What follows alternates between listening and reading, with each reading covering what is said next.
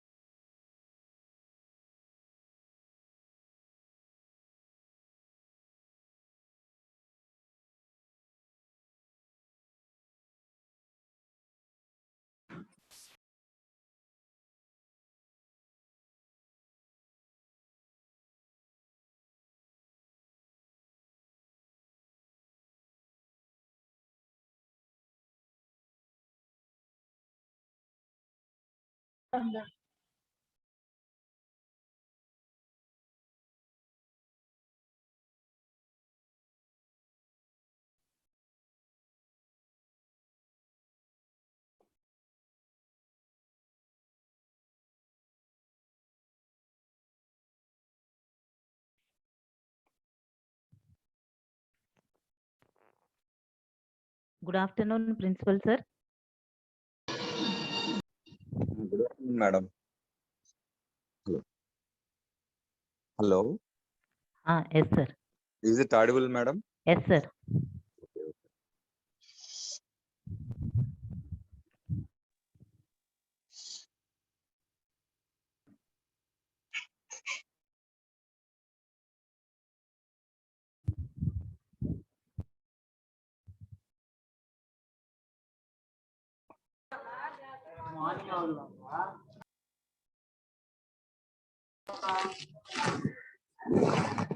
Webinar ఉంది. ఇంకోటి class కాదు, ఇంటర్నేషనల్ గా ఇంటర్నేషనల్ అన్నాను, ఇంటరాక్షన్ కాదు.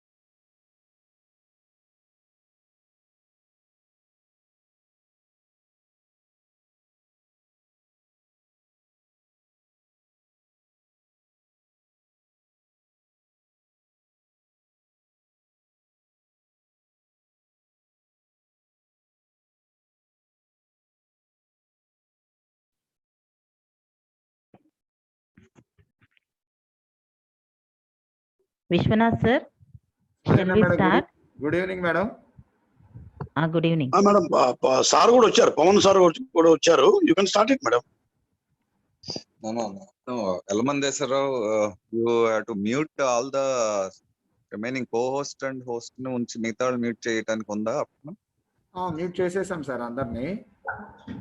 మధ్యలో మాట్లాడుతున్నారు. నిన్న కూడా అదే డిస్టర్బెన్స్ కొంచెం చూస్తాం. అది మిగతా వాళ్ళందరినీ మ్యూట్ చేసేసి ఓన్లీ స్పీకర్స్ అండ్ కో-హోస్ట్ ని అన్మ్యూట్ లో ఉంచుకోవాలి. Okay sir, okay sir.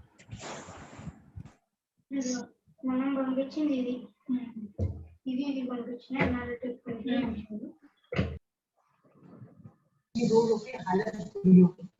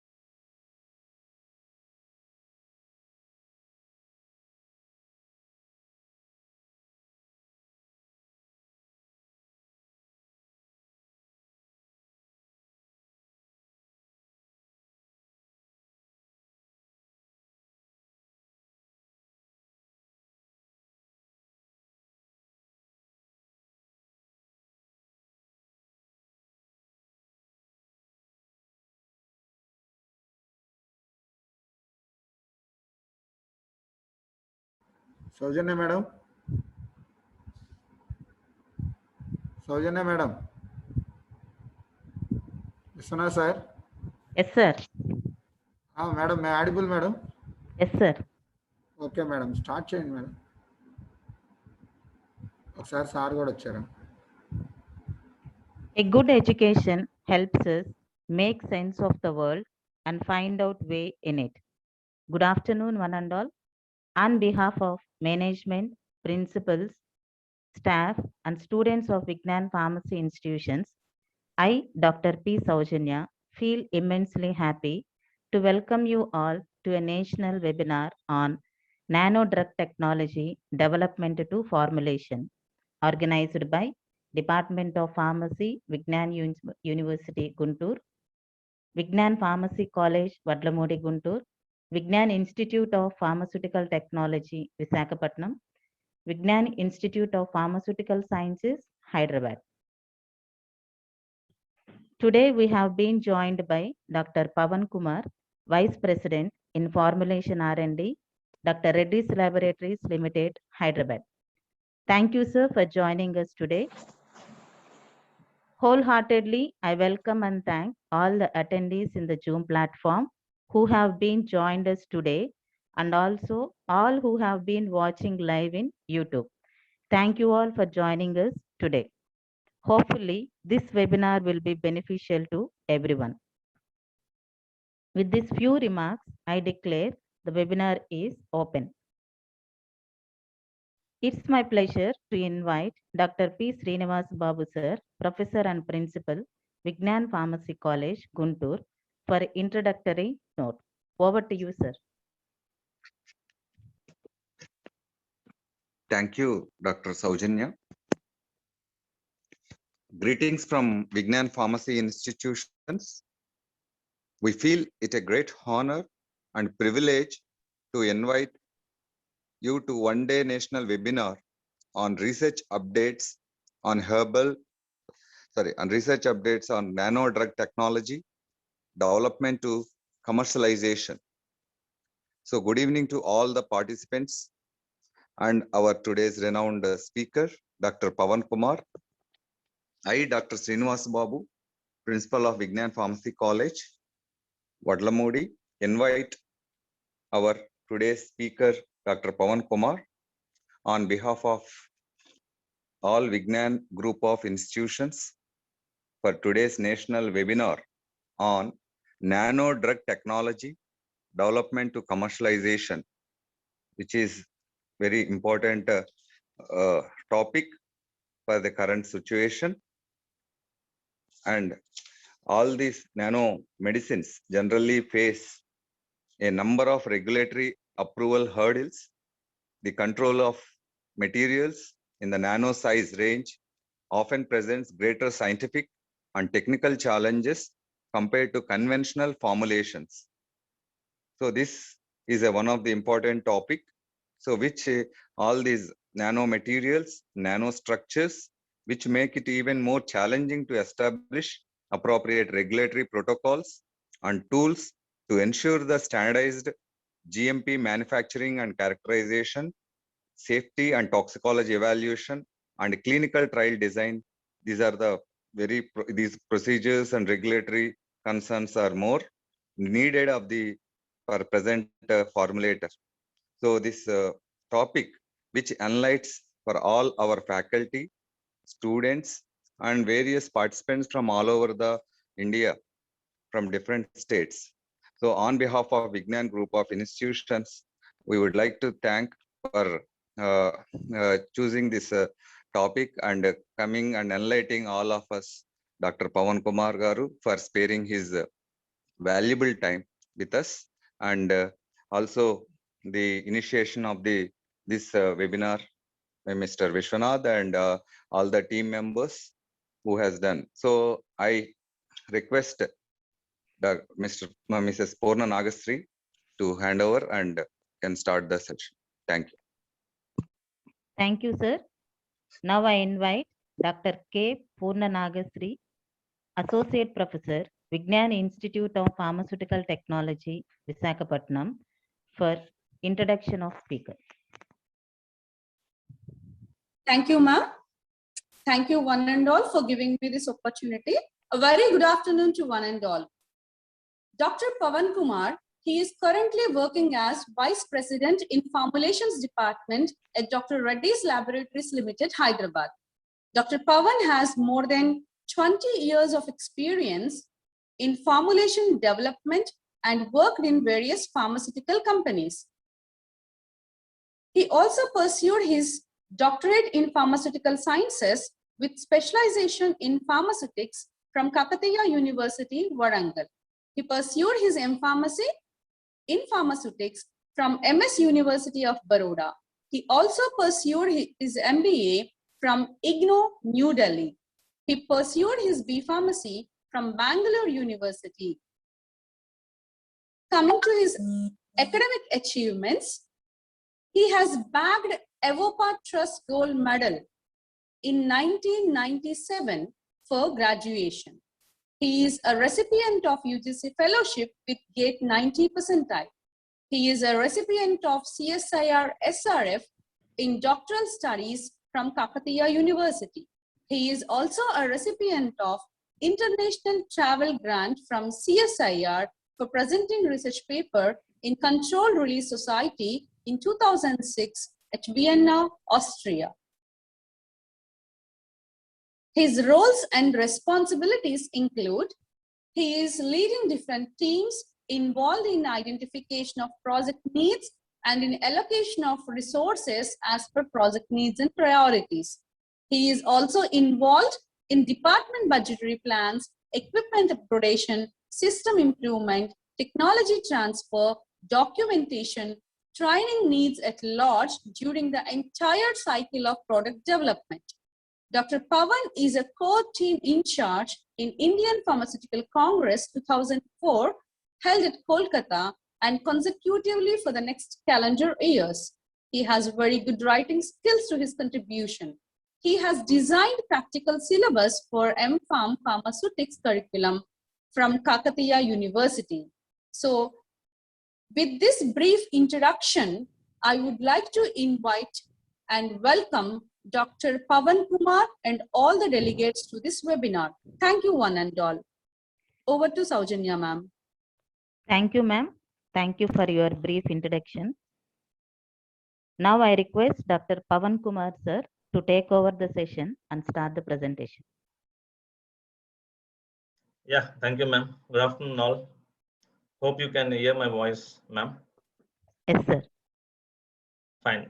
It's a great privilege, even from my side, to be part of, this presentation for Vignan group of institutions. I don't have any hesitation to say that it's a golden opportunity for anyone to be part of Vignan, because Vignan institutions and Rathe Garu is a role model for everyone, because of his revolutionized education, healthy competitive awareness that he has created, for more than 2-3 decades. Okay. And I also, happy to share that, I come from the same place, Guntur. I used to stay next to the main Vignan office, in Bradypat. So I know that positive vibrations whenever I go with, through the main office, and everybody has a dream how to get groomed from Vignan. Basically more than Vignan, it's Rathe Garu. That's how it is. Still, I can see my positive vibrations whenever I speak the word Vignan. So that's how, in fact, I was thinking for many years, to have a lecture at Vignan, but somehow I couldn't do. I really thank wholeheartedly Viswanath sir, for giving this opportunity. And I also thank each one of you for a warm welcome given to me, and a great, kind words on the background of my education and also current work profile. Okay, with this, I will jump into that discussion for the today's topic.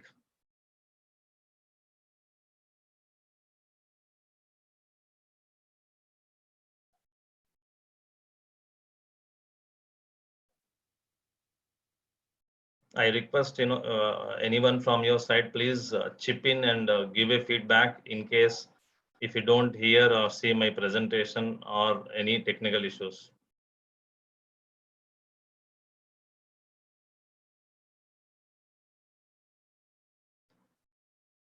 Can you see, ma'am? Can I start with your kind permission? Sir. Yes, sir. Once again, good afternoon, to the faculty, to the students, research community, heads of institutions, and the entire, staff of Vignan. And I sincerely thank, this type of sessions will really help the student community more than anyone, and also helps us to have a positive feedback to a person like me, what is happening at the institutions and how we should help the pharma institutions from a company, from a pharmaceutical company per se. All this will give a a loop of positive and negative feedback and gives a well good, a productive outcome. So that's the reason why I accepted this invite of Viswanath sir, and I said okay, let's talk on it. And I also appreciate on the topic of discussion is also his idea, his brainchild. I said I'm okay for this because it's also close to my heart, and that's how we are in front of you on the nano drug technology. And I don't consider this as a just a guest lecture or something, a formality of delivering a speech or some discussion. This is beyond that. Okay, my focus is to interact with the student community, research community who are part of this, forum, and go and think about practical and practicality, and also visualization of how it happens. And this topic is known to you more than anyone. The professors, assistant professors, and the faculty, the research scholar. This in and out of this. More than more than me, or more than anyone, because you've been talking on that. You've been working on so many projects for your MPharm, from PhD, published and presented so many things.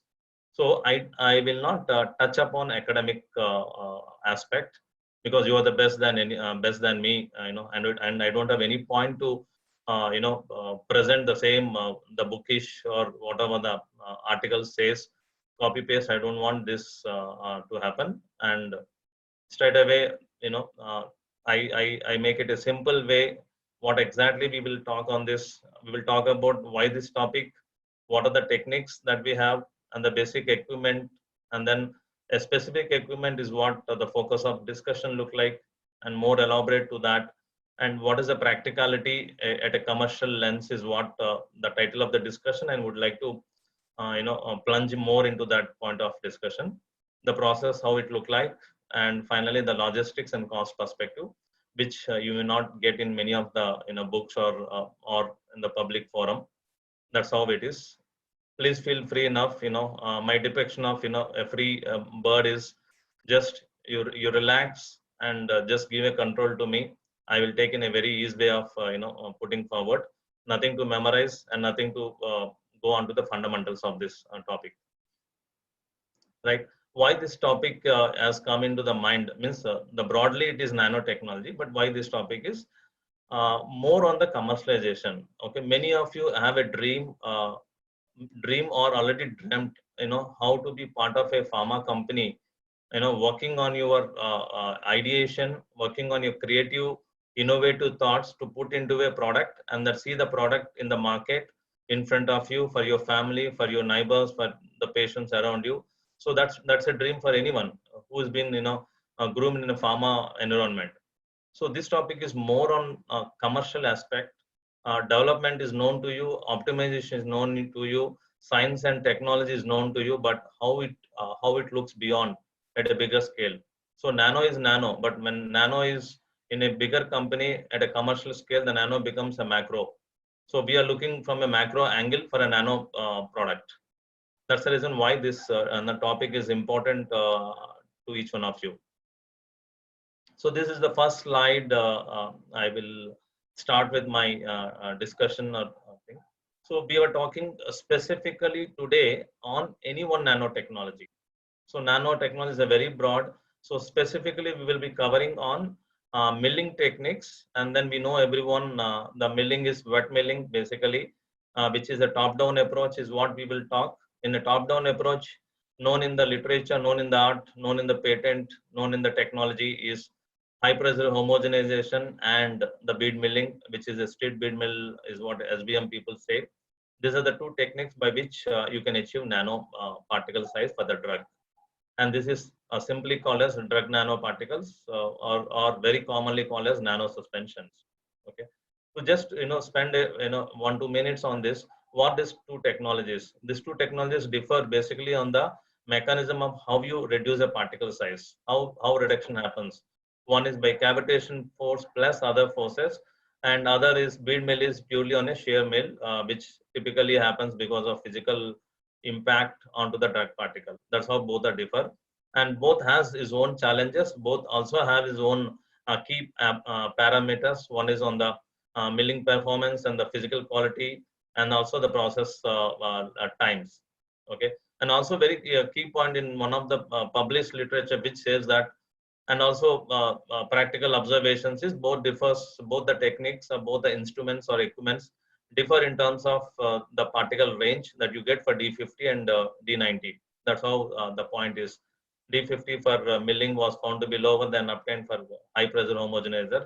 HPS here I refer as high pressure homogenizer, which is 100 nanometers versus 200. That's how it is. And the second in a box which represents here in front of you all, which says that what with and without combination, typically high pressure homogenization has a precursor step, that is high speed homogenization, where you reduce the particle size to a significantly lower possible. And then this leads to, further nanocrystals within 400 to 800. And also this, the information that we have in front of us is, the bead milling is a low energy process, but it has long milling times. And also it helps in typical small sized nanoparticles with 200. And also it gives a narrow size distribution. That's how is a background of our discussion. This slide is known to you all. A lot of articles have been published on these two techniques, two equipments. And one of the equipment that has been very famous is Everstin, and the other one is Nets. Nets is also other manufacturer who focus on the bead mill part. So straight away, I will go to the focus of the discussion is on the Nets bead mill. What is this bead mill, and how this bead mill can give us a commercial product? Many of the universities and academic institutions in India has this mill, may not be the same make, but it has other make bead mills of a typical lab model, and each one of you know. So I've just took this information from the manufacturer of the nets, where it says that it has an options of cleaning in place, and then for injectable you have a sterilization. All surfaces are of stainless steel. Okay, laboratory mills has been available with different grinding chambers. And there you have again different MOC, material of constructions of the chambers also. These are the typical features of this piece of machine. And to just help you, how does it look like? These missions as differ in terms of a model which handles a different volumes of the drug dispersion. The table is self-explanatory, which starts at 15 ml to 600 ml of different ranges, and and that's how the power also differ, and the speed range also differ from model to model. And finally, how much batch size you want to handle, based on that you can the model is dictated. Like if I want a very 6 liters and above, you can go with the highest series of Delta Vita 600 is what in front of us. There are other models which are even larger than this, but this is how commonly useful for pharma of a low volume product. And then grinding media diameter is also one of the selection criteria. So this is a bead mill which we have seen in a pharma companies in India, which is also there in a manufacturing plant, which is typically called as a 600 model. It's sufficient to handle 5 to 6 liters of drug dispersion, and it can lead to milling cycles of 1 day, 2 day, 3 days, depending on the what you need and what you want to achieve. So this I want to just have a glimpse of you, to understand how this the model which image I have shown earlier look like. Just a 1 minute video. So it has a pump where the drug dispersion is been pushed into the chamber, a peristaltic pump typically.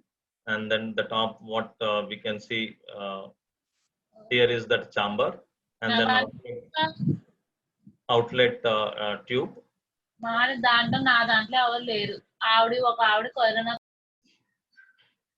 And this is a PLC chamber.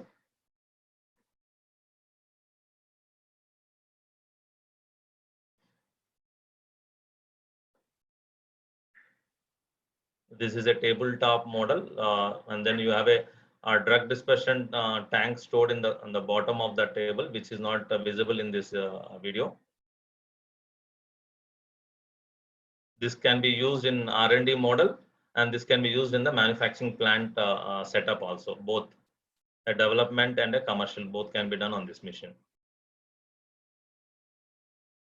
Okay, don't worry to go understand what each part is, because many of you might be knowing, and we are not trying to go deeper into equipment here. We are just trying on the superficial aspect. And in continuation on the equipment, the same bead mill, what is this technology contains? It also gives an advantage for pharmaceutical applications, like in a single tank process to prevent contamination. It gives a precise temperature control for both inlet of the drug dispersion and outlet of the dispersion, and ease of operation, ease of cleaning. Okay, and this also helps in preventing excessive heating of a product. Typical equipments from a good make, and avoids excessive heating because it has a mechanism to dissipate the heat even if it generates, and it also has a good media separation from the screen and from the beads that gives you a quick productive outcome. That's what the Delta Vita claims to have, and it is practically seen also. So this is to just further give you a glimpse of how it look like. The model which we are talking is an horizontal model, horizontal chamber, which has a let me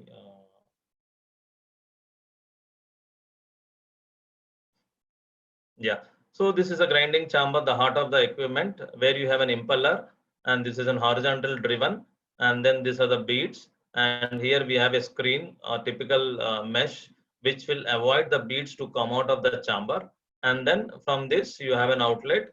This is a storage tank where you prepare the drug dispersion, and this is taken by a pump to the chamber from the top, and it is again come down through a pump. And this is a recirculation model. This is a recirculation and a horizontal type of bead mill from nets, and where you can see how the impeller shape look like. Right. With your kind permission, I'll be moving to next slide. Yes, sir.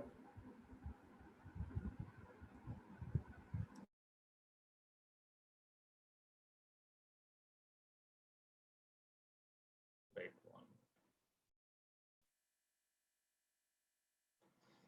Just sorry, it got stuck up.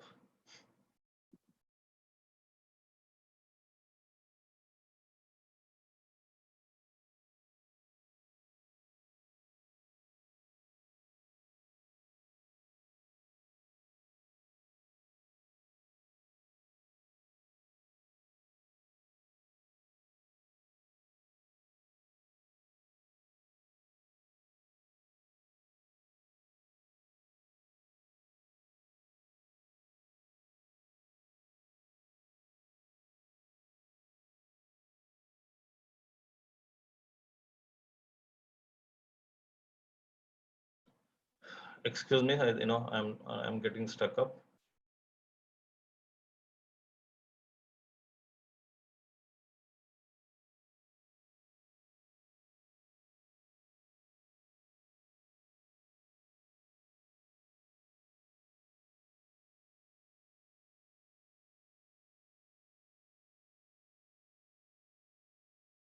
Yeah, sorry, I apologize for the delay. So can you see the screen, please? Yes, sir. Yes, sir. Visible, sir. Thank you. So this is a molecular level or a particular level of how the size reduction happens. There are so many ways of particle size reduction. This is what it depicts. One is shearing force and impact force and hitting force, between a particle and a beads. And these different beads are used here, and different type of particles are getting collided with the beads, and how you get a particle size reduction. This is a mechanism of size reduction depiction in a bead mill, right? So now I would talk more on practical aspects, which many of you, the faculty knows for every of your MPharm and PhD project, where you consider the design of experiments, right, from microspheres or drug nanocapsules, whatever area of work you take, you have a process parameters, you have a composition parameters, which you typically do through DOE. My point here is not on a academic way. I'm talking about practically, which is required for developing a product and for getting approval from different regulatory agencies like US FDA, for Brazil ANVISA, for Europe MHRA, for India the DCGI, Drug Control General of India. They have their own norms, which helps us to know how to develop a product, how to comply the regulatory norms, and basis of which these are important to study. And also these parameters will help you to develop a product not only at a lab scale and also for a commercial scale. Okay, so the equipment what we have seen, the make we have seen, the mechanism of the particle size reduction we have seen in the last 4-5 slides. Now we are talking about the key aspects which will give you a very interesting to you all and not a boring slide.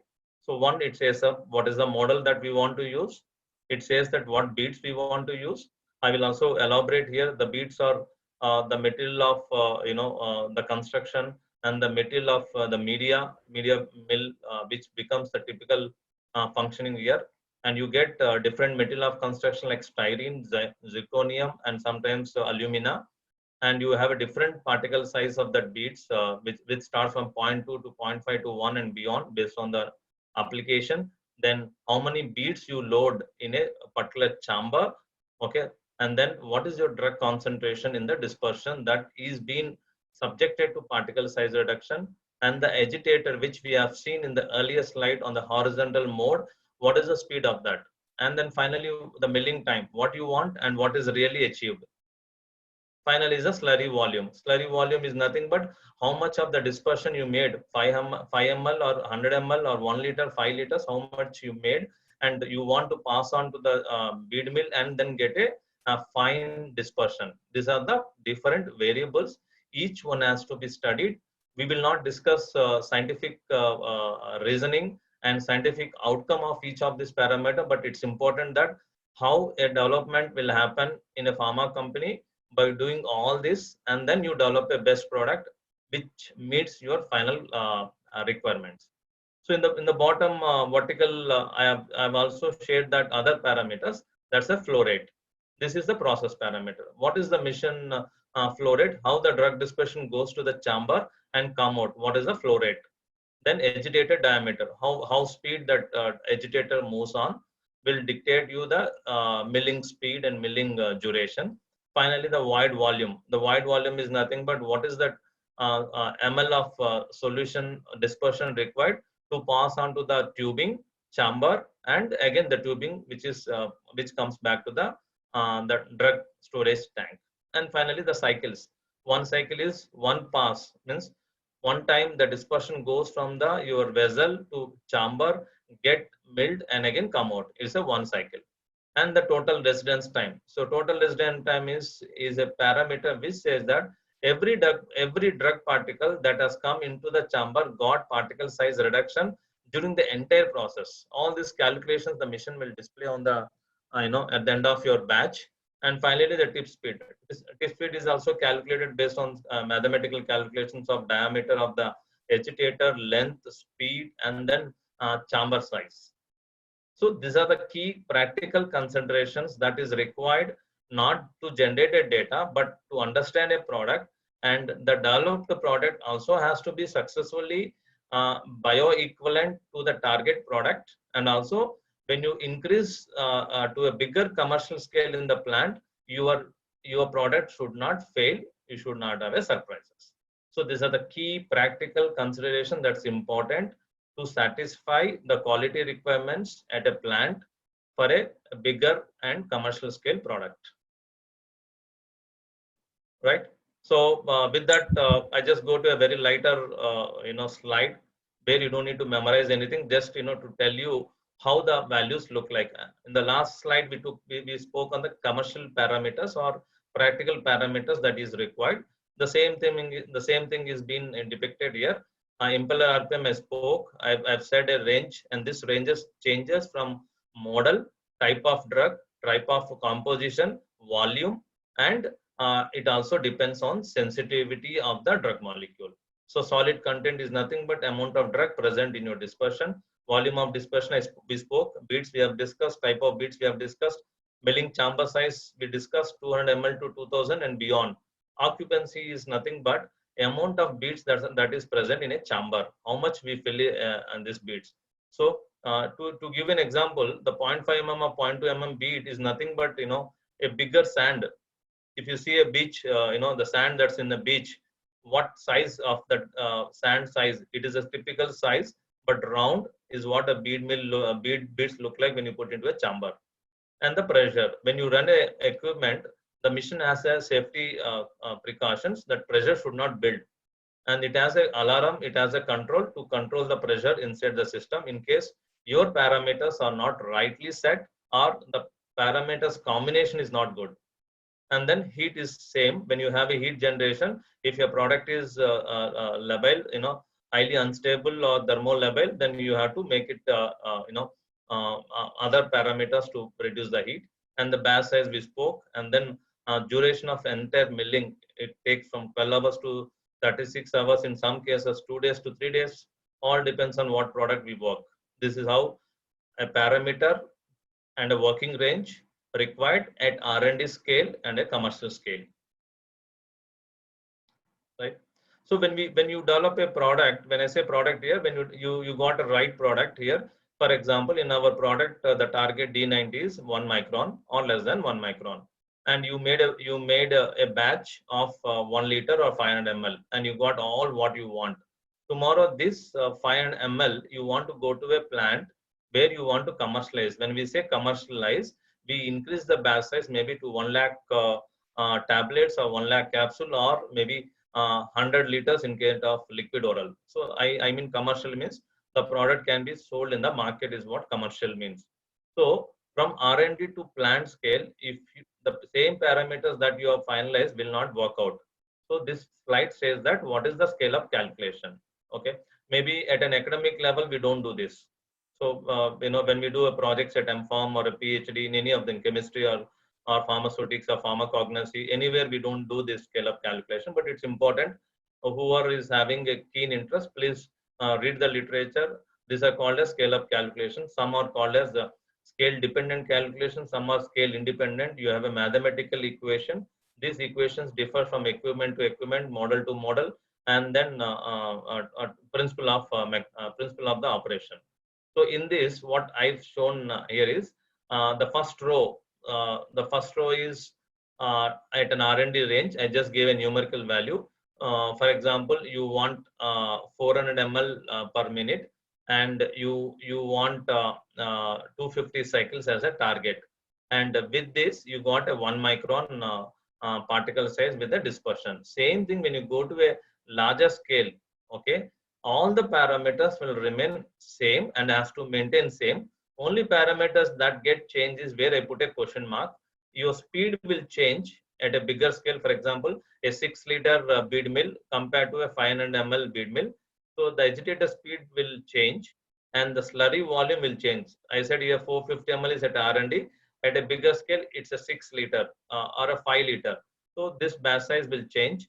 The flow rate will also change because your batch size is changing, and agitator diameter will slightly change because the mission is more, the chamber size is more. What is constant is the residence time is same from R&D to commercial scale.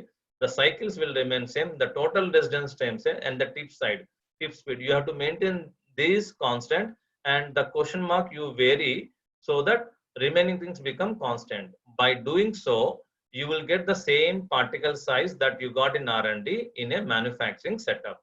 That is what the meaning of scale up calculations from R&D to commercial scale. I'll not go deeper more. It becomes a headache and confusing, boring. My session should be simple. It should not demand too much of energy from you, right? So characterization, you are all, the most familiar people, what is characterization, because academics spend more time on, characterization for all the projects that develop, and also as part of, BPharm curriculum and academic, syllabi. But here what I want to talk is what exactly has been done. I'm not talking about what is required for a drug dispersion. What exactly is done in a pharma companies, whether you go to a company like Merck, Novartis, GSK, Dr. Reddy's, or wherever this type of product is there. These are very important characterization, and it is important to submit to the US FDA and other regulatory agencies on this data. The first heart of a characterization for a drug particle at a nanoscale is nothing but PST, right? So people will see D50, some people will see D90, some people will see D100, all depends on what is you need. And here, I mean, you should see this at different time points, right? And we have a viscosity which is also to be measured for the drug dispersion.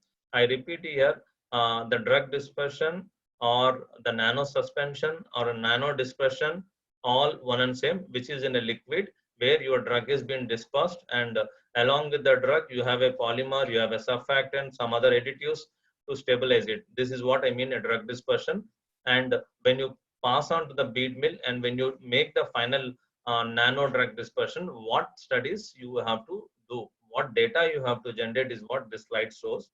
And other quality parameters is agglomeration.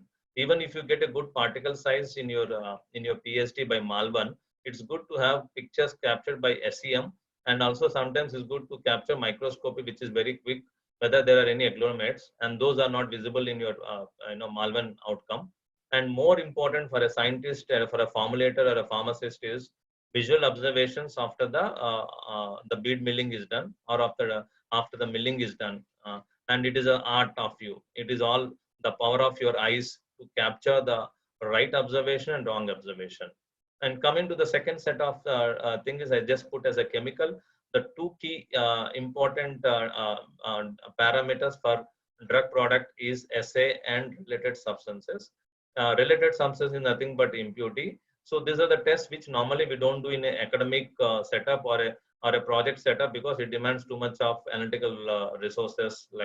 So, but in a commercial product, you have to generate this impurities based on the limits of ICH guidelines. Hence, it's important. And also the next is for bead mill or high pressure homogenizer, the bead, the material of construction, if it gets treated and leach out into drug dispersion, you need to do the levels of that. There are different levels of that based on the drug dosage. That's the titanium content and styrene content based on the bead mill. And zeta potential is known to everyone. Polydispersed is known, I'll not touch. And finally, if you want to do any dissolution, you can do a dissolution, or you can do any diffusion mechanism, diffusion, whatever it is required. Saturation solubility is a typical tool which shows the increase in solubility based on the linearity of the particle size reduction. And precipitation kinetics is something very new, where you can do the comparison between micro suspension, or where drug is in more than 3 to 5 microns, and you can compare when the drug is in 500 nanometer 1 micron precipitation to different pH. When I say precipitation, precipitation means that when you change the pH, does it gets impacted or not, and the whole time study. So whole time study, I will just elaborate as I move on. And storage condition is very, very important here. What is the storage condition? The storage condition here, we mean when you made a dispersion, for example, at a 500 ml, you put into a bottle, and where does it is stored? Okay, where it is stored, how it is stored is very important. How do you decide? You decide based on what?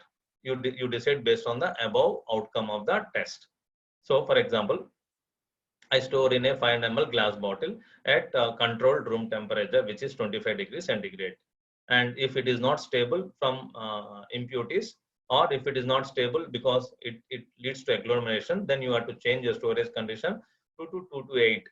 Okay, that's one of the things. And if your glass bottle is more stable, if you're doing an LDB or a HDB, high density polymer, or any plastic container, and if your drug and these particles are not good to the environment of that packing component, you have issues. So you have to decide which packing configuration you need to store and what is the storage condition. That's how both are important, and this is very, very important to generate a data from commercial point of view, from regulatory point of view. Wherever I mean commercial regulatory, why I'm stressing is because it is not important as part of academic research, but it's important for you to make a product success. Right? I think, the MPharm PhD students, I think, hope you are able to catch up. I'm a little bit fast, but I can go slow. If anyone has, give me feedback, I can go a little slow. Fine. So this is a slide, I just thought very simple. Everyone knows.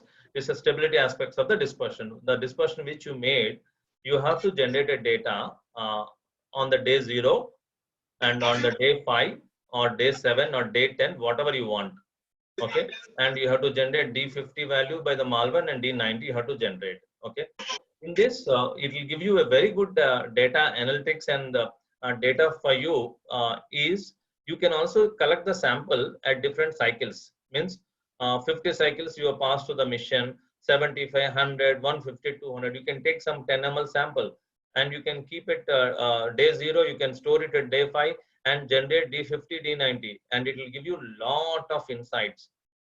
How my product behaves, where agglomeration happens, when the particle growth will increase, okay, and what is my D90 look like, what is my storage condition. All this can be generated in a simple study, yes, which also you've been done by you in all your formulation development, but here it's more on cycle and the PSD, and also what is required to quality and what is required to regulatory on this outcome. Okay, that's important. Why? We can generate a data, but that the data should match to the quality, regulatory, and the formulation needs. Then only you say, yes, the dispersion that I made by bead mill, by nets bead mill is found to be stable.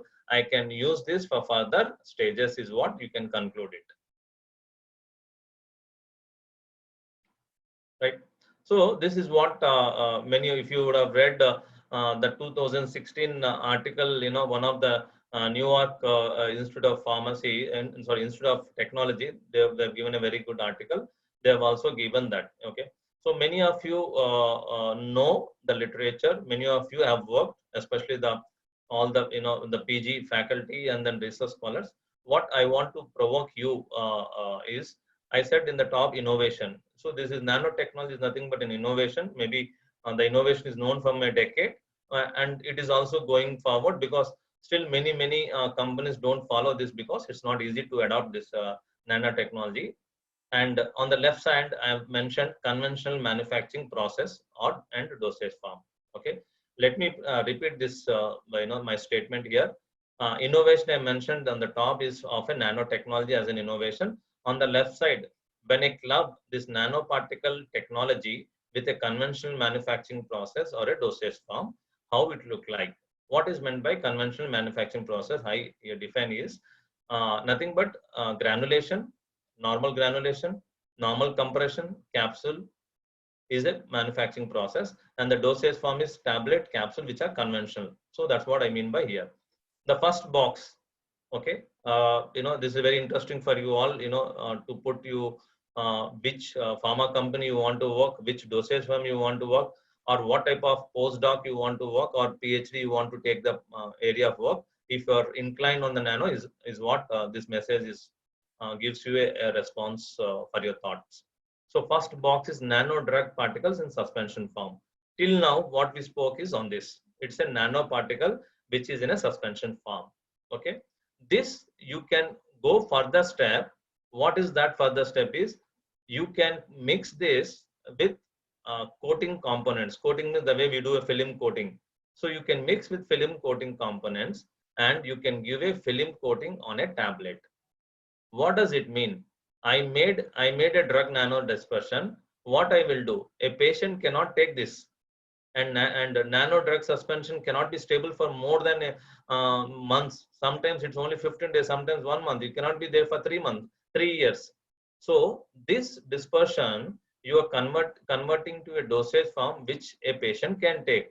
Here on the right hand side box with the cursor, I'm saying it's a film coated tablet. You're converting to a film coated. This is one example. And the left middle is other approach. Nano dispersion sprayed in fluid bed processor and tablet compression. Here you're taking this dispersion and you're putting it through a top spray granulation which is in a fluid bed processor. You have, for example, lactose or MCC in a BP. You put this drug dispersion. This drug dispersion containing drug go and settle on that the dry blend, and after that you get a dry blend. You compress into a tablet. So this is other way of end application or end dosage form. The other way is you take this dispersion, you lyophilize it. Okay, you lyophilize it, and then the powder you can fill into a capsule by mixing with other additives. So you get a capsule dosage form. Alternatively, when lyophilize, you convert into a sterile environment and you convert into an injectable vial also for injectables. I'm talking about a oral solids here. And the last is nano dispersion into sublingual film and patches. I also have seen so many articles at academics in India where you make sublingual film and patches, not patch, basically sublingual film with the nanoparticles embedded into the gelatin or a chitosan. That's how you all have done it. It's also, and this all what we are displaying here, you can make a product or a tablet and a capsule you can sell in the market after getting approval from US FDA or MHRA or any other agencies. Okay, everything is possible, but today it is not known to many of you how to make it practically. You might be knowing only at academic or maybe 1 gram, 5 gram. Even pharma companies doesn't know. That's why innovation and technology has lot of challenges. It takes lot of time to make into success into a market. And the last box I've shown here, it is any other dosage form. You can think of anything. If you're smart enough, you can think about putting into a nasal spray. You can think about a topical spray. You can put into ointment. Anywhere you can do it. It all depends on what you want to achieve by that. Right?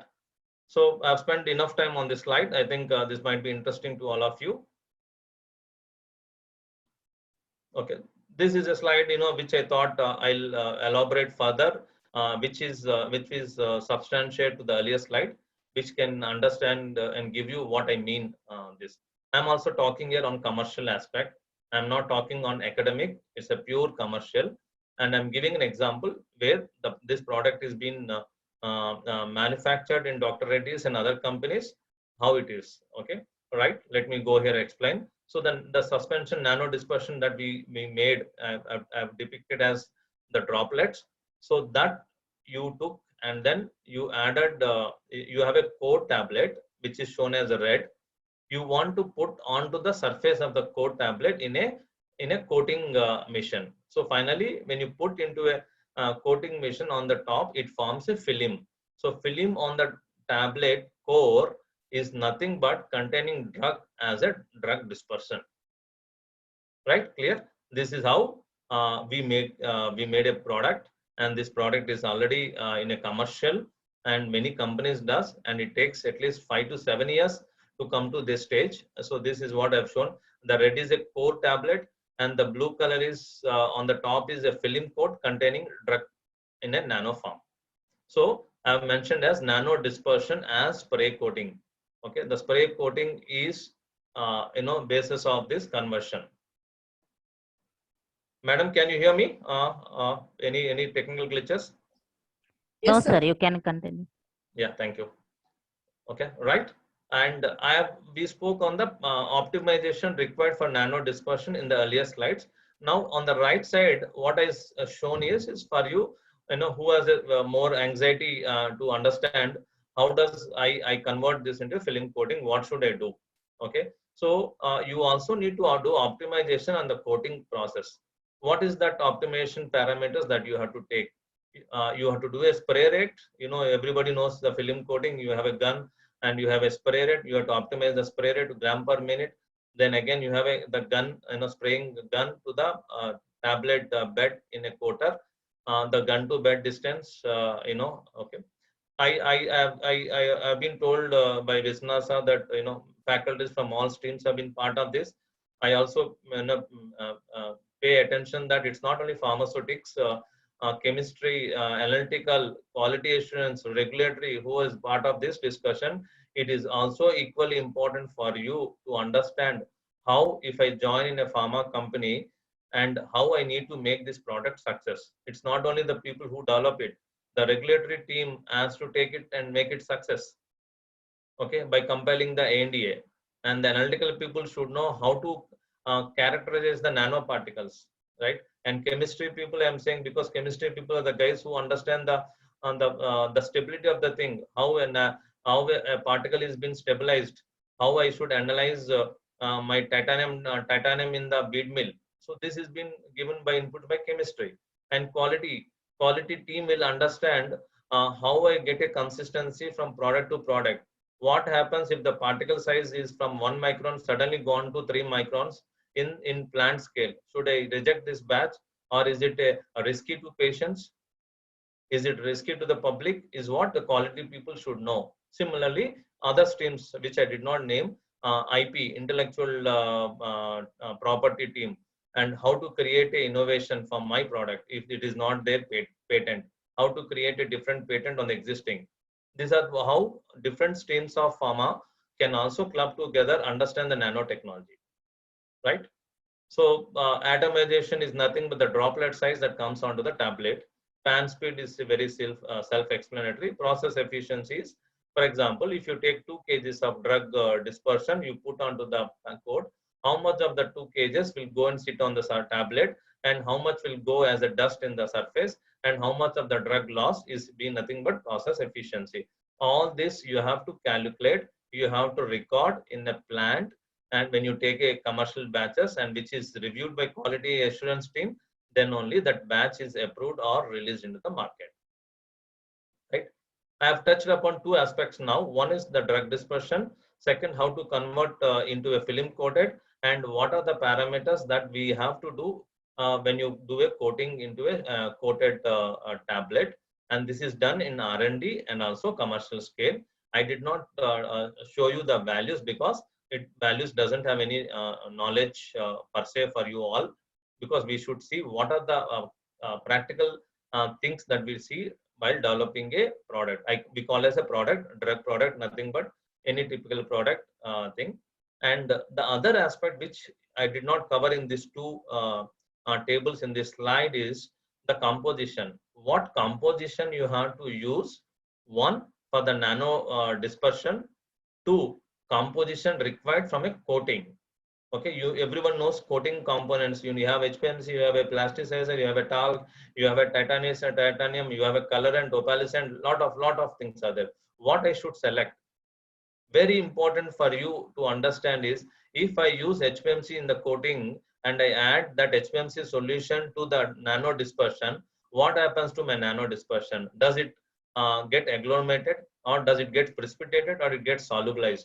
All this is what the beauty of the composition, which only a deep formulator can understand, a scientist can understand, and your role of your intellectuality helps to solve this problem. That's why I have mentioned here composition selection criteria from nano dispersion, from coating, and from nano dispersion, right?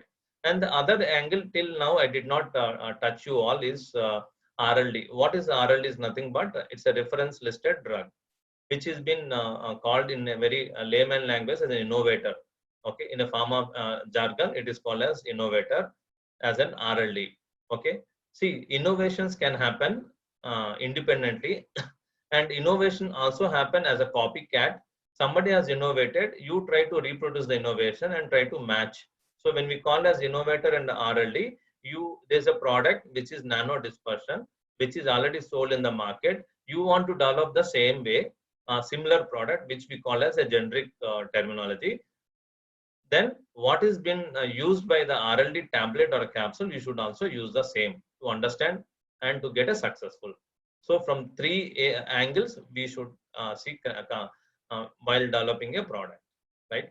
In the same slide, I would just put an example. Whatever we are talking example here, it's already there in the market as a same product. One is by Repamune brand name by Pfizer, which is sirolimus, which is an immunosuppressant drug. You can put into Google, you will know all the information that I spoke. It is there. And this is a practical product which is sold in US, Europe, many markets. Okay.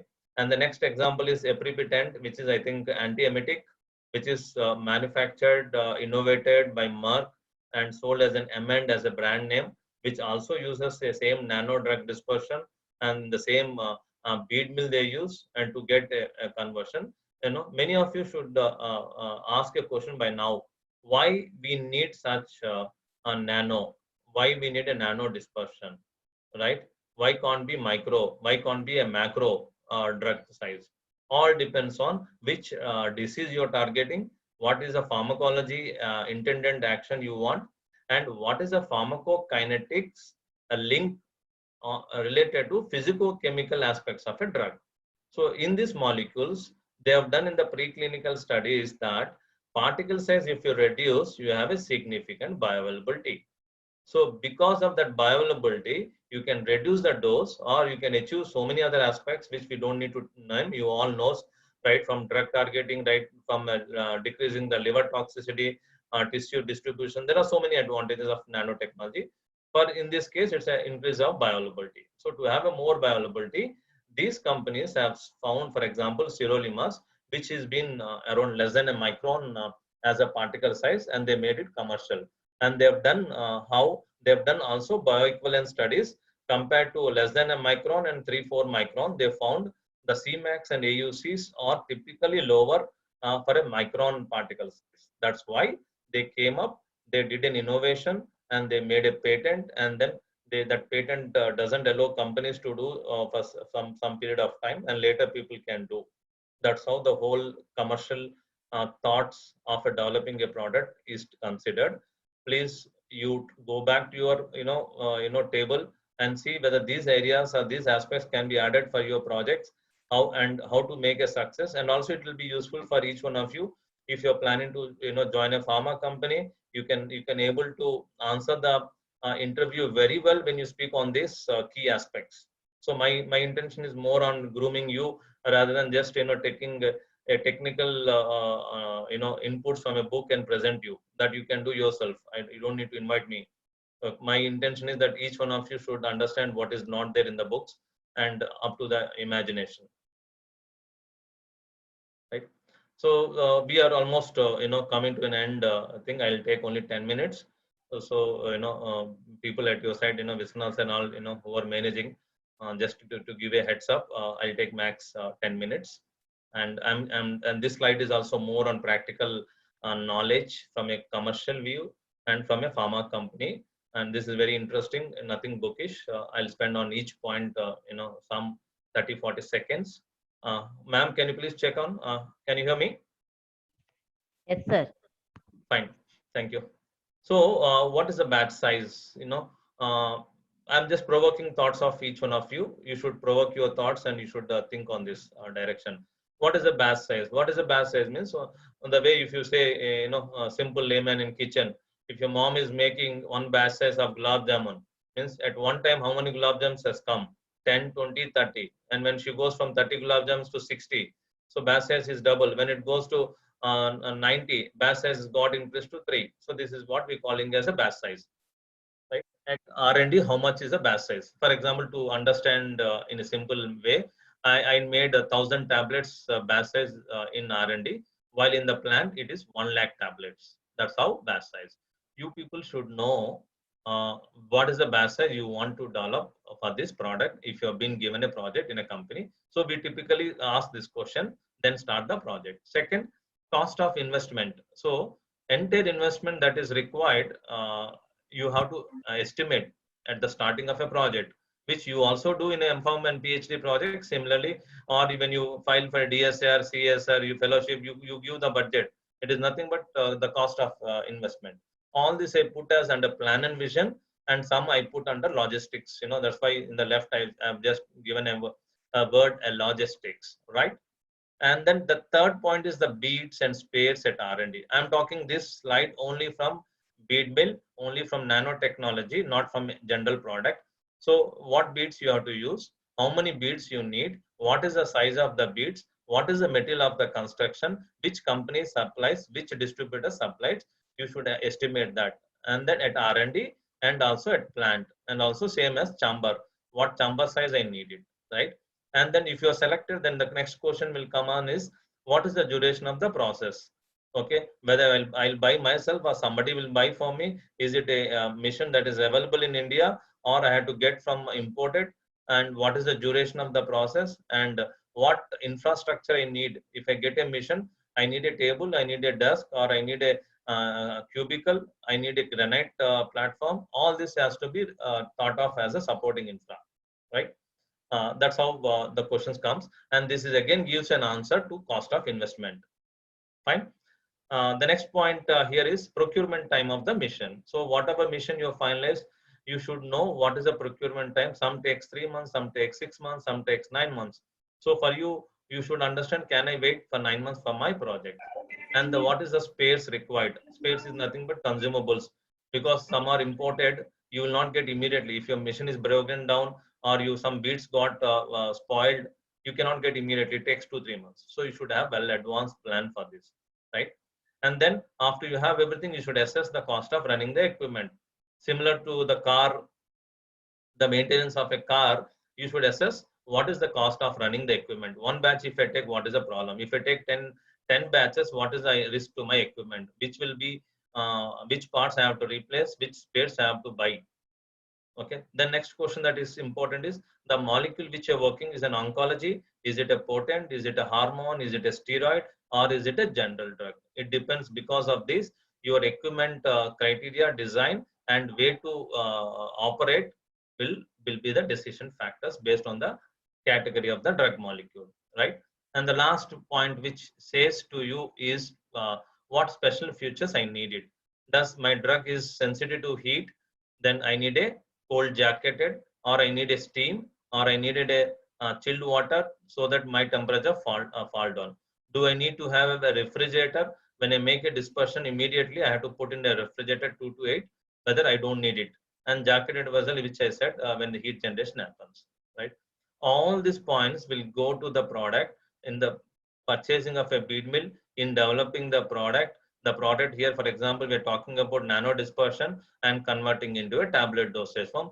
These questions are important. We have a data, we generate a data. Whatever I spoke to you, on each point, we have at least n number of experiments, data, and compilation, conclusion, justification, and put into a document we call as product development report that should be submitted to the US FDA and all to get an approval, right? This is what the commercial aspects, which is not known to much people, or known to few people who are exposed to industry life or industry experience, right? Any doubt, I can answer you at the end of the session. Sorry, I'm not allowing to speak. I just made it in a simple way, which is a plan and vision for making a product of nanotechnology, right? So this will be my last slide. As I promised, I'll not take much time. So with 4 minutes more to complete 1 hour presentation. This 4 minutes, I'll focus on this slide. This is very important slide for every stream of MPharm, PhD who was part of the call, including the faculty, which is a practical information. I'm not given any vague, it's a practical information, which is based on the experience of a product on a nanotechnology. Let me say very clear, based on the nanotechnology, which is in the last 10 years, I've seen some products in many companies, and the based of that I'm also same thing, the way I said earlier slide, I am provoking the thoughts of you, I'm provoking you to think in this direction. And that's why my topic, development to commercialization, is very, very sync to the title of the discussion, right? On the left table, I have been showing you here is cost of development, which is very important. On the right hand, I'm showing the table, which is time and efforts, right? Let me put 2 minutes on the cost of development, okay? In R&D and in the plant. Plant is nothing but manufacturing plant, commercial plant, where you manufacture and distribute to the market, okay? One is the raw materials. What raw materials I've used? Drug, excipient, coating solution, color, diluent, lactose, disintegrant, blah, blah, is considered as raw materials. What is the cost of R&D for that? You make 10 batches, you make 20 batches of drug dispersion, and what is the cost? Same way plant. In the plant, it becomes important because there the batch size is 1 lakh. 1 lakh tablets you make. So 3 batches, 5 batches, what is the cost to make those money? That becomes a cost of raw material. Equipment space, I have touched in the last slide. Which bead mill you want to buy, what model you want to buy, what size you want to buy, which make you want to buy, it depends. So R&D model is smaller one, plant is bigger. Analytical equipment, same way. If you want to analyze your Malvern, you need a Malvern. If you want to do SEM, you need an SEM. If you're doing MS, LCMS, you need an LCMS, both thing. And also analytical testing cost. Each analysis cost very expensive. Many of you know that, to take one SEM, people charge the MPharm students 3,000, 5,000. One hot stage microscopy takes 15,000. Same way here, if company doesn't have this equipment, they have to do it outside. And the next is the BE studies. In the entire discussion, I did not tell you BE. What is BE? Is a bioequivalence. The product you develop should be bioequivalent to a innovator product, then only your product is successful. Okay, for that you have to do so many things. And then plant is infra is infrastructure, what you want to create. Utilities, what you need a pressure, you need a steam, you need a air, you need a water, what all is considered utilities. And then toxicity studies, whatever you generate this, you have to do a toxicity studies in animal to prove that there's no toxicity, whether based on the duration. You do acute, subacute, chronic, all depends on what is the duration, what indication is being prescribed. And finally, what I mean a development cost. The development cost is including all above. And in the plant, all manufacturing process required, for example, bead mill, coating mission, compression mission, milling mission, shifting mission, all this is being considered, right? The product which we took and the example which we spoke in R&D, to do it a product which is at R&D stage, it needs 3 crores minimum to close on this. And the same product, when you go to plant, execute batches in the plant, then file, you have to file to regulatory agencies, get approval, then launch in the market. For that, you need a 9 crore. So overall, 3 plus 9, it takes 12 crores. In a simple US dollar, it is nothing but around 1.52 to 2 billion USD.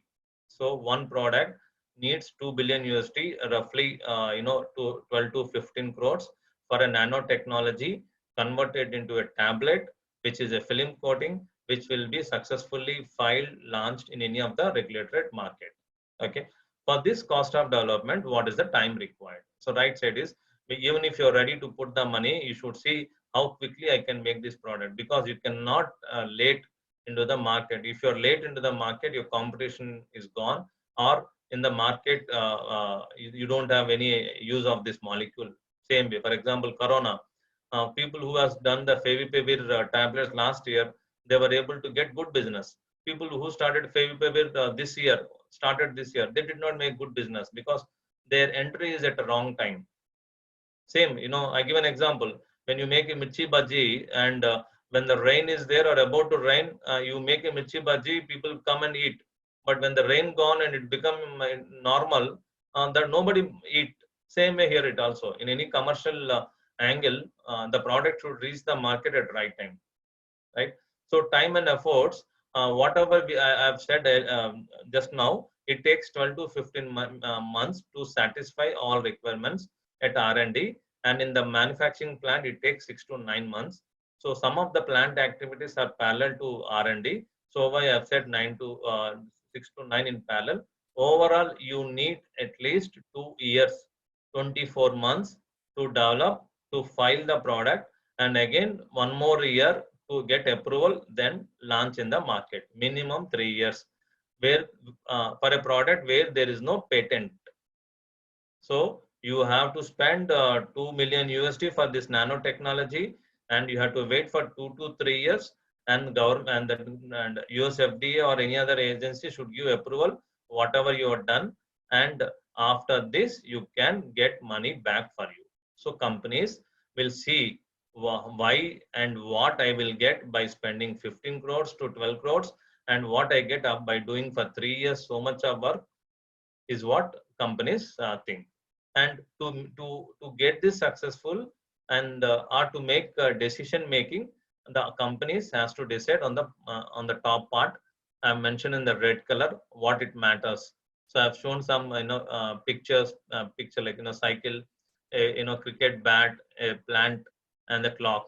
All these are depiction of the decision making. Cycle is I've shown here to depict or to illustrate how speed I need to develop a product, right? And the plant I've shown it, what is the growth? Growth means first year I'll sell in the market, I'll get 1 crore revenue. Second year I'll get 2 crores. Third year I'll get 3 crores of the sales. The growth is important. Then only companies will pick up those products. And the clock time is the time. At what time, at which year, which month I can launch into the market. And then the symbol of cricket bat, it is how fast I can hit, how fast I can score the success. Okay. The last the table, each one of that is very important. What choice of drug molecule you select for this nanotechnology? What is the innovator product? That is the product which is reference product. and how much time you have to develop a product, and what is the development complexity. Can you really develop it? Even if I buy a machine, if I give money, can you really develop? No, you cannot develop easily. All innovations has a barrier of complexity in development. And what is the failure probability? How much probability that you develop, but it fails either in stability or a bio or toxicity or anything. Next is equipment availability. Where you can buy the equipment, how fast you can get, and what is the how much money you spend on equipment, how much you get back. That is called return on investment. And the other key aspect, skill set.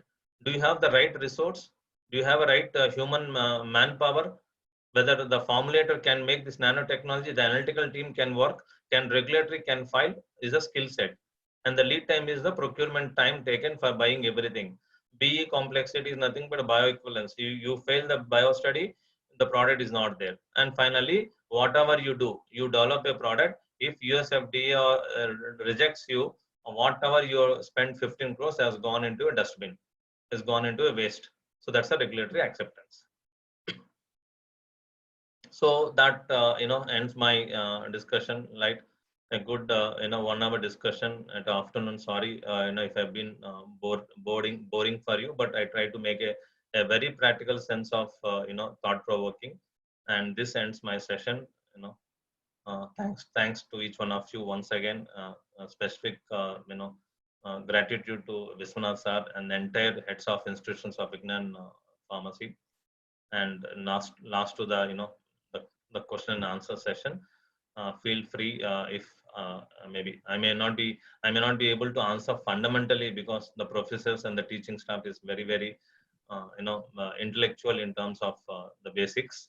I can try to answer, or I can try to chart on the window, or offline I can send through Viswanath sir. Okay, please feel free. That's it, ma'am. Over to you. Thank you, sir. Thank you for your excellent presentation and sharing your knowledge.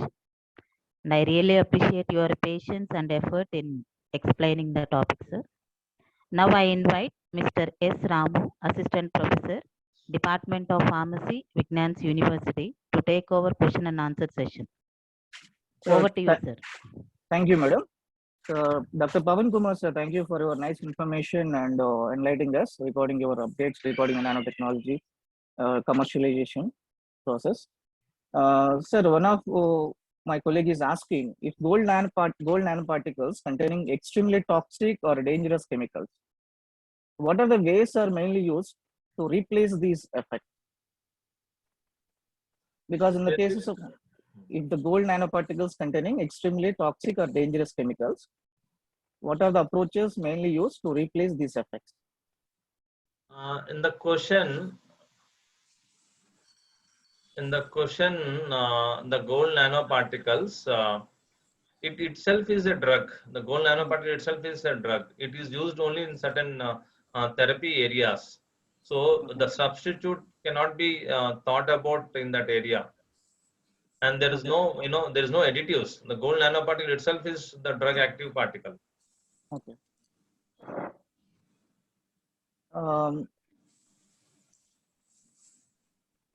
So one of the second questions, I think some of the participants, you can also directly interact with the speaker, today's speaker also, because I see only very few questions only. If anyone is interested, you can directly interact with speaker also. Yeah, I've seen a chart, session, one of the question from Ram. Yeah, I just told an US FDA, because that's the topmost stringent regulatory body. Yes, if you don't get approval in that, you can file to other markets, but many companies are not keen to sell their product in other countries, or their business model is not there in other countries. For example, a company like Dr. Reddy's may not be strong in Europe country, or they don't have a market presence in therapy like immunosuppressant area, so they may not be interested to file. So many companies they do product for independent market. Some countries do for multiple market. It all depends on what business model they are. So answering to the question of Ram in the chat. Thank you. Okay, thank you, sir. The next question, sir. What are the approaches mainly used to make a safe and effective nanosystems? Because the top-down approach and bottom approach is both are using. Out of these two, which system is giving more safe and effective systems with relate to the nanosystem? We have seen a very simple, very sustainable, a commercial technique is top down. Because Okay, 10 years back, at least 10 years back, a decade back, many of the companies doesn't have the know-how, and Okay. they were scared to start. Today, many companies have started it. So this technique is proved practically, and there are manufacturers who are supplying the equipment. So top-down is an easy way today to develop a product, and you can get money immediately. Okay, thank you, sir. If any one of the participants will be interact, means we can interact. Any one of the participants are there for asking directly with this speaker, today's speaker? Hello. Yes, Yeah, sir. please. Dr. Yeah, Karthik. sir. Yeah. So this is Karthikeyan from Chennai, sir. Yeah, please. Sir, I have two questions with you. One is, what was the stability, sir, when we are going for different dosage forms with nano dispersion method? So the stability is the same known to you, me, and everyone. One is on the 40-75 accelerated condition, and the second is the normal room temperature 25-60. You have to be stable here till the end of the shelf life. 6 months on the accelerated, even though it's a nano, there is no stringency, there is no liberty to dilute the requirement. Okay, sir. Thank you. One more question. There is whether you faced any challenges while we are doing nano dispersion with natural product, because We they did are not, we did not- molecular weight is somewhat bigger. Molecular particle size is also bigger, and molecular weight is also somewhat. Let me more. answer to you specifically. Many of the pharma companies, at least in allopathy side, they did not do Yes. on natural. Yes, sir. Because you can do it, but what happens is commercial success is not much. See, while say this company is frank enough, they will try to invest and earn money, and they will invest money when somebody is already done and some product is there. So for products which, if the examples are there, people are working on that because already there's a good market. Okay. Thank you, sir. Thank you, sir. And your presentation was very nice and informative. Thank you. Thank you so much, doctor. So one of the very good question is, afternoon, Dr. Pavan. Yeah. Dr. Pavan, I'm Dr. Sunita from Hyderabad, working at Geetham University. Hi, So ma'am. in continuation to the answer to the Dr. Karthikeyan, what I feel is, if you take the nano suspension as an approach, definitely it is suitable for all the molecules, for all the high molecular weight. If you go through the decision tree, in fact, this is one of the best technique, what I feel. Because we worked with the natural products. Okay, so nano suspension is, in fact, a better approach for a drug molecule whose molecular weight is very high. If I'm not wrong. Okay. Correct. You're right. So even in the natural products, even if there is no particle reduction because of high molecular weight, there will be some, what you call as micro nutrients, or not micronutrients, micro indicators are, I forgot that, those get particle size reduction, and also there will be a uniform dispersion, which is at a molecular level, and that gives you a benefit. I have seen in one of the case, which is a research side, which has given a good outcome. The way, see, simple, the way when you mix it in a mixie and homogenizer for long period, and you do in a dispersion in a nano at a fine granular level, you get the thing, the basic Ayurvedic system where they do the churnas and bhasmas and deep grinding. It's nothing but nano. Yeah, that's what. So if for a natural compounds also, we can say, yes, it can work out. Only thing is we need to select a proper stabilizer to stabilize the particular sizes, whatever we are getting.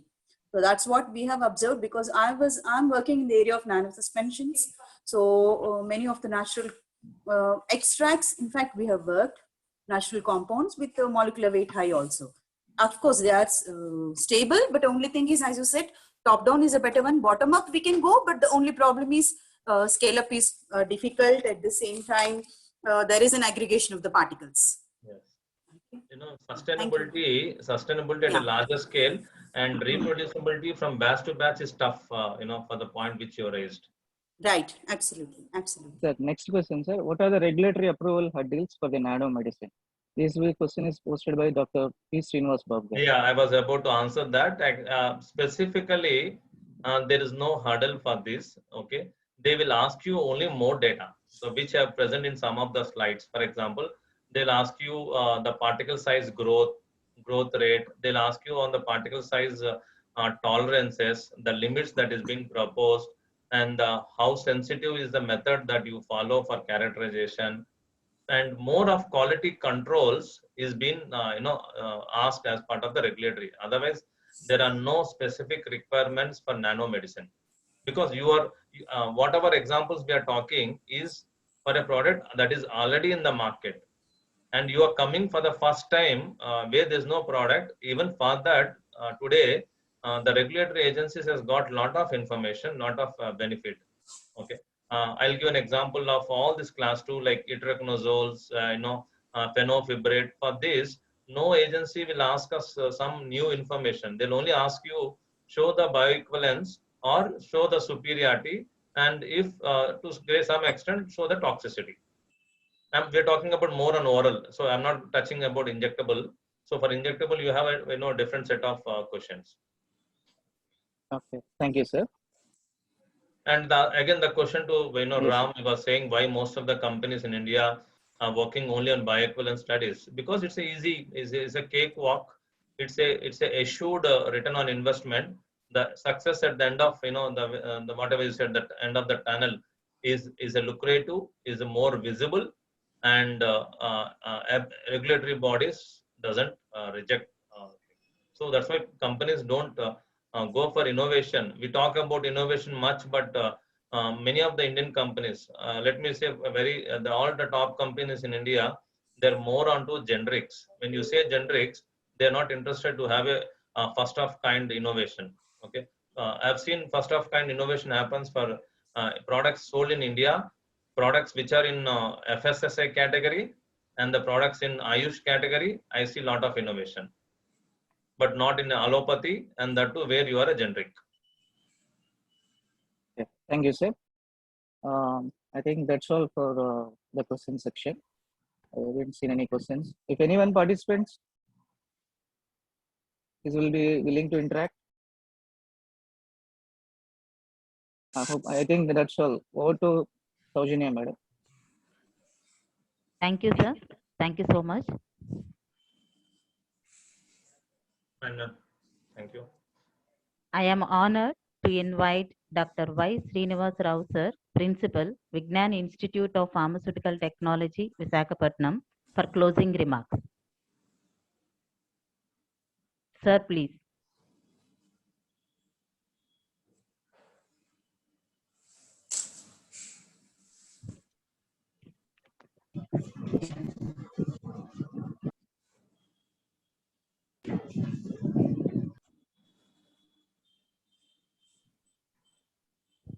Dr. Y. Srinivas Rao, sir. I'm sorry, it's not there, madam. Okay. It's my pleasure to invite Dr. C.H. Jitendra, sir, Faculty of Pharmacy, Vignans University, for closing remarks. Thank you, madam. Am I audible? Yes, sir. Yes, sir. Okay.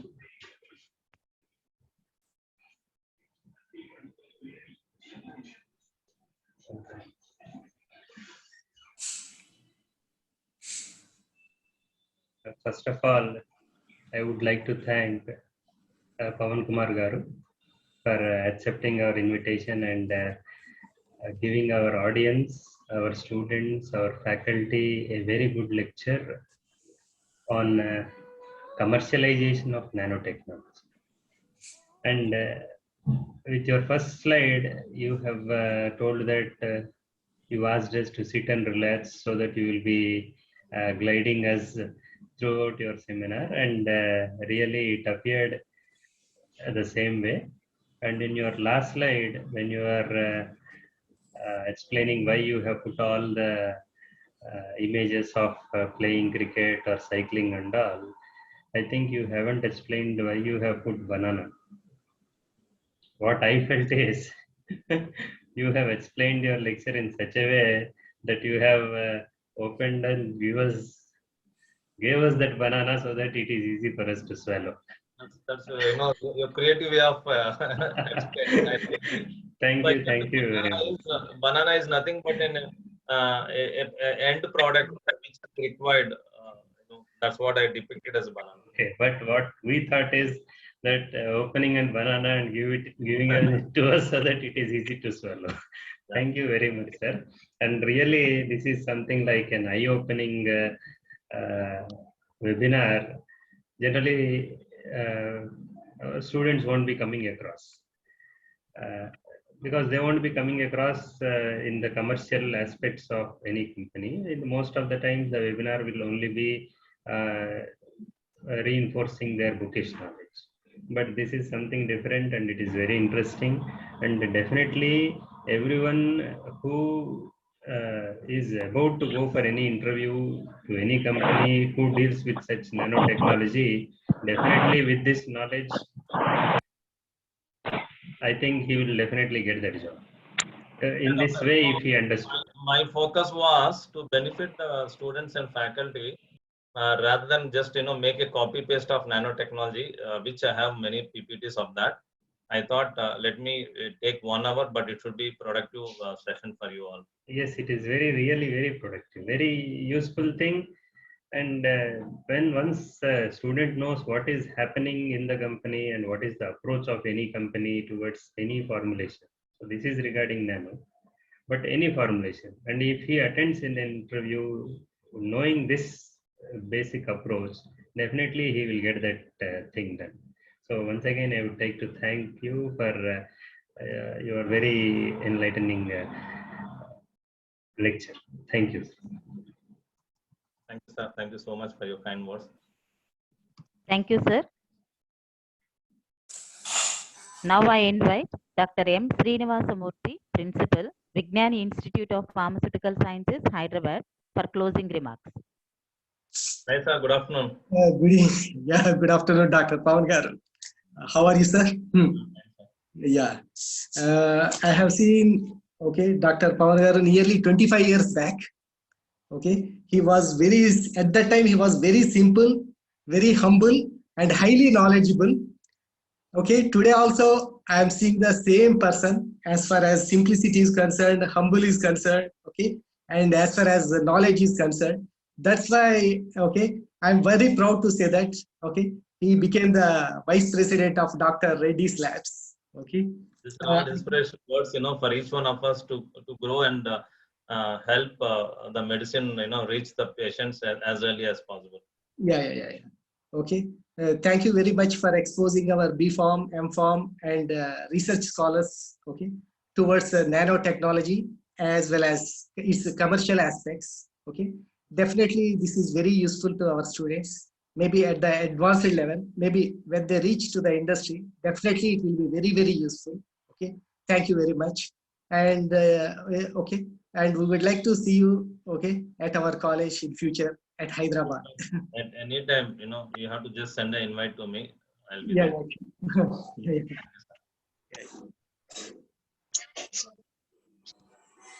Thank you. Oh, to Saujanya, Dr. Saujanya, madam. Thank you, sir.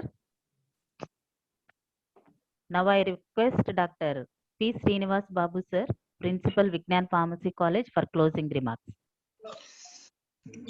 Thank you, Saujanya. And so first I'd like to thank Pawan Kumar garu for accepting our invitation from our college, Vishwanath garu. And because sir, I have not anyhow communicated to you because he is more experienced, and Vishwanath will have confidence on making things because it's a nice topic. And also as you are from Guntur, we felt very happy.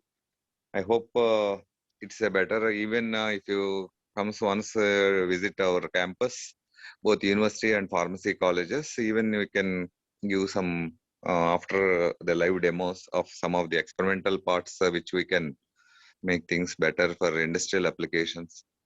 So it may helpful for the faculty also. So I hope once after the COVID situation is there, if any time you please let us know the your schedule.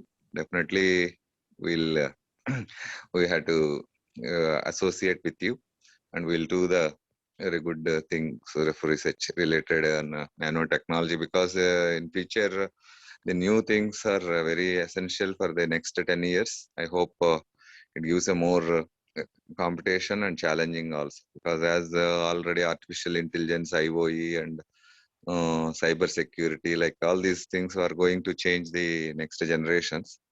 So I hope we need your support and services for the education purpose also, how it helps, and whatever if you give suggestions, definitely we'll take and I'll try to implement in the campus. So please let us know, sir. And I'm very thankful to you for coming here and sparing your, sorry, our giving webinars on first webinar which we have seen on this series. And definitely we are, I welcome you anytime. Please suggest us to your ideas. Definitely we'll try to implement in the future. Thank you very much, sir. Thank you. Thank you so much, for your motivation words, and which means, helping me, to work more, and then to, to provide more knowledge transfer to your institutions. Because you are also stayed in academic also, I hope, sir. No, sir. Yeah. Where you have worked, sir, previously? In Kakati University only. Kakatiya University. Because Apte, actually, sir, and I and Apte, sir, both we are gone for examination. We are both colleagues, actually. Sir as an external internal. He is my guide. Oh, very good, sir. Okay. So, very nice to see your profile, and I hope so. Please, if anything which we can do in the laboratory purpose, our faculty also who are interested, I'll give you your numbers. So please, you can guide them for better work aspects, because your advantage is multifaceted, like academia and as well as industrial experience. It will, I hope, the faculty who are in the today's webinar, you can, all of you, please, we can utilize the services of Pavan Kumar, sir. So please note down, and you can take the suggestions on these areas. Okay. Thank you. Since, Murthy sir also, I've been asking, let me collaborate with him in Hyderabad and do the knowledge transfer to other institutions as quick as possible. Thank you, sir. Thank you. You are also.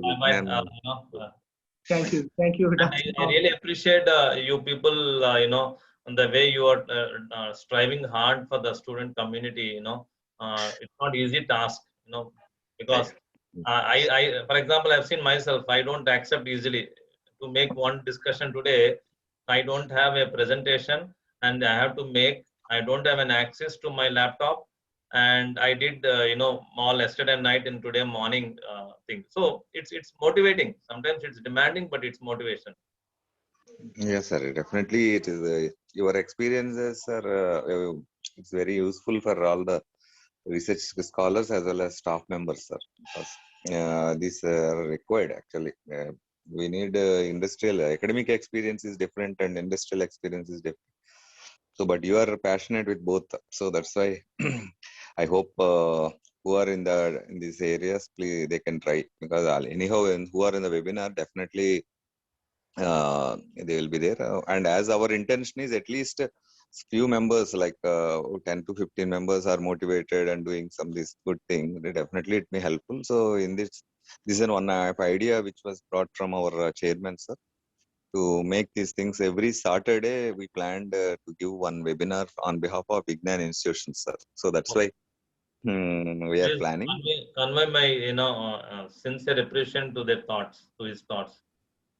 Most of some of they are joining from different states also, sir. That's why, okay, anyhow, if we started, definitely it will be continued, and every Saturday, most of the people will come to these webinars, I hope. So after 1 month or 2 months, they'll think, oh, today Vignan webinar is there. I hope Saturday afternoon session we have to join like that. So in that way, intention we are making. Even you can give some the experts names to our Vishwanath and our team, sir, our members. We'll try it. Definitely. Thank you so much. Bye bye.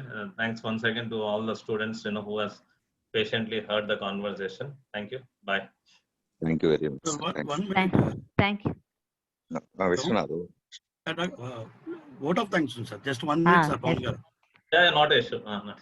Now I invite Mr. B. Prabhakar Reddy, Associate Professor, Vignan Institute of Pharmaceutical Sciences, to propose vote of thanks. Yeah, very good evening to all of you. I, B. Prabhakar Reddy, Associate Professor from Vignan Institute of Pharmaceutical Sciences, Hyderabad, take this opportunity to give vote of thanks on this occasion. First of all, I would like to thank our guest speaker, Dr. Pawan Kumar Garu, Vice President, FRND, Dr. Reddy's Laboratories Private Limited. Sir, thank you very much for accepting our invitation and being as a speaker for today's national webinar topic, nanotechnology, development to commercialization. Sir, I am very, from my bottom of my heart, I would like to thank sir because we have seen so many webinars, but what happens, it is moreover like a theoretical part. But sir, really you have taken a very practical aspect and you explained the things in a, whatever you explained in a very practical way, sir. So sir, very much thankful for explaining in a practical explanation of why nanotechnology, why it is the need of the hour, and how it is developed and made commercialized. Thank you very much, sir, for giving a detailed information on sophisticated milling techniques, nets bid mill, characterization of nanoparticles, formulation considerations, and how the nanotechnology is going to be a future, sir. Definitely, sir, this information is very much useful for students, faculty, and the research scholar. Thank you very much, sir.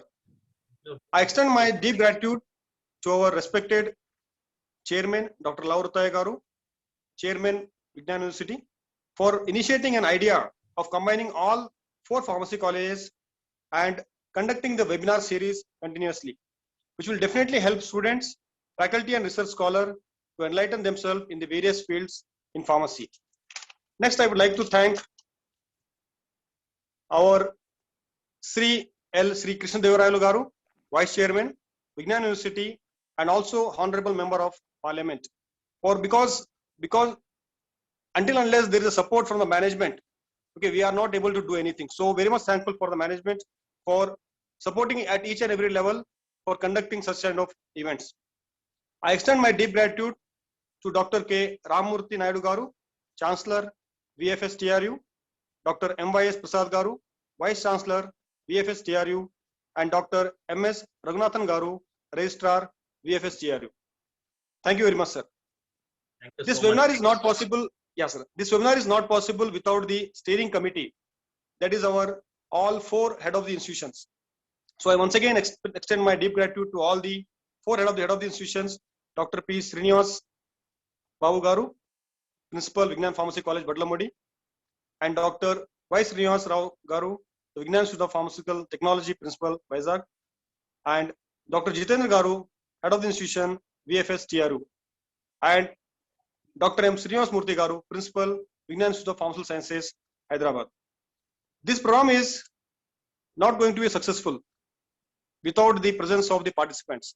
So I would like to thank very much all the students, faculty, and all the research scholars present in this seminar from various colleges, including Vignan and all over the colleges from all over India. So thank you once again for all the participants.